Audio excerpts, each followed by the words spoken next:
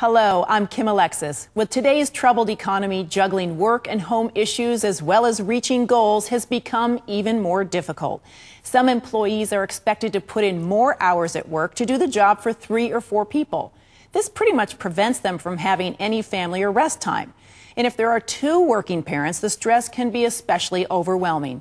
Everyone's feeling the pain, and here to give us some advice is MD, psychiatrist, mother of 2, and the president of the Executive Health and Wealth Institute, Dr. Gaby Cora. Welcome. Thank you for the invitation, Kim. You're welcome.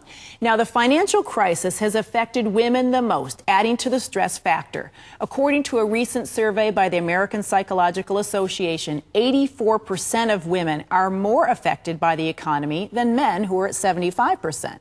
Now, what can we do to stop this? Well, women are working hard these days, and they are also in charge of their households. So many of these women are feeling this increased pressure to continue to not only work well, but also be in charge of being single mothers and taking care of their kids and, you know, making sure that they make ends meet. Now, do you think that the financial and economic crisis is adding to stress? Yes, absolutely. This financial crisis has been affecting all of us, both men and women alike. So these things do affect our health on the physical level. We may feel it as fatigued and with lack of energy. Emotionally speaking, we may feel a little more angrier or a little crankier. That's the way people experience it. Intellectually, if we're so tired, we may not look at the best of options or alternatives.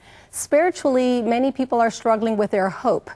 And on a social level, some people tend to isolate themselves. So those are the ways in which we experience stress and the way that it affects us. So let's talk about New Year's resolutions. How are people going to stick with these resolutions? Well, the most important thing is to try to have a resolution that we desire to achieve. So many people are not going to be thrilled about losing weight or, quitting smoking. And it will be very important for them to try to make sure that that is something that they really desire and not only need to do, so that then they can create a plan and make sure that they enjoy that path as they try to achieve every single goal. So how can they be successful, though, at these plans? Let's say they make the plans and the goals and they have this passion. How do they become successful? Well, it's so easy to feel frustrated when you're not able to reach that plan right away. So sticking to that plan will be very important, and giving ourselves time so that, no one expects you to lose 5 pounds within a week. It will be very important to spread that plan so that we feel very comfortable as we go,